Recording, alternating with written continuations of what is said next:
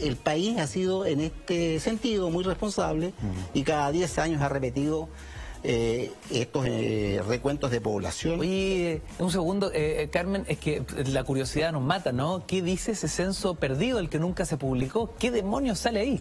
No, es que ese censo ha tenido mala suerte, porque... El censo Yeta. Exactamente, porque, bueno, el profesor Rolando Mellafe, Premio Nacional de Historia también, y gran experto en la historia censal de nuestro país, nos dio las pistas junto con René Salinas para que nosotros encontráramos ese censo. ¿Podemos recapitular a qué año corresponde?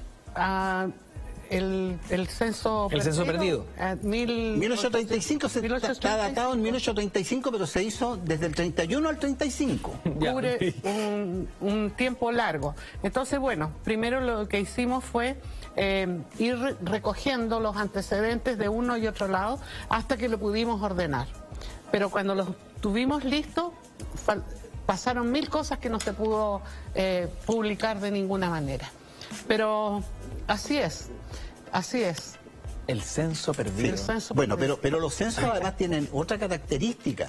No solo son un recuento de la población, sino que van acompañados de estudios preliminares elaborados por las comisiones encargadas de poner en marcha el censo, ¿no? Que son, pero fabulosos. O sea, descripciones de la geografía del país, de los recursos, de la división administrativa. Trabajar con los censos es complicado porque la división administrativa se va modificando, por lo tanto podemos tener la cifra global, pero cuando se trata de ver las cifras por regiones, por comunas, no, ahí tenemos muchas dificultades. Cristian Parker. Sí, no, fíjate, agregando un poco a este dato de cómo en el siglo XIX se fueron desarrollando instituciones también, una cierta institucionalidad respecto a censo y estadística.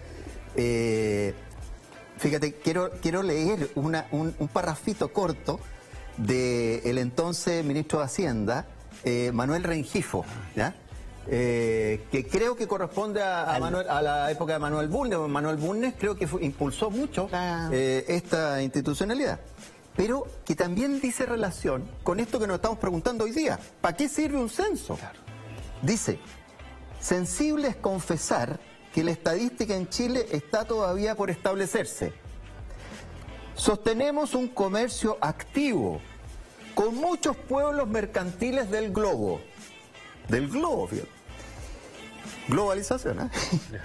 Y nos sería muy difícil fijar el valor y naturaleza de los cambios que lo alimentan. Ni sobre la población, ni sobre los productos o consumos nacionales hay dato alguno de confianza en qué fundar cálculos para promover la mejora de nuestras instituciones o para celebrar tratados con potencias extranjeras. Sí, claro. Pareciera como que estuviera hablando a propósito de la globalización y los tratados de intercambio comercial hoy día, etcétera. Sí. Ese comentario lo hace a propósito de la desconfianza que genera el censo del año 35 y de un censo anterior que también es bien extraño, que se hizo en la década del 20, 1820. No recuerdo en este momento algunos detalles.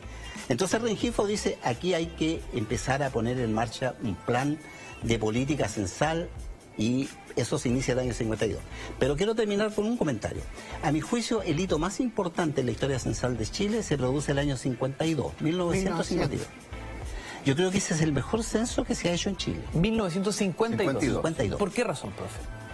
En primer lugar, porque es el primer censo de vivienda que acompaña al censo de población. En segundo lugar, porque trabajó un equipo enorme de funcionarios públicos comprometidos con esta actividad, con la incorporación de un historiador, Rolando Mellafe, que en ese momento estaba partiendo con la demografía histórica en Chile.